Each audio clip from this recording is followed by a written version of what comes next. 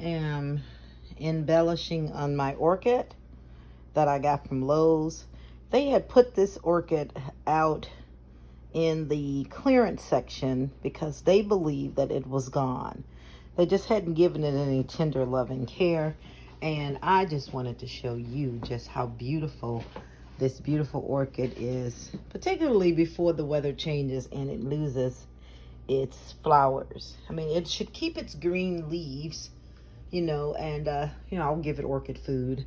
And the goal is that when the season comes back again for it to bloom, we wanted to get it blooming. So it had a few other flowers on and I picked them off, but I want you to take a look at this beautiful face. Look at that face. So beautiful.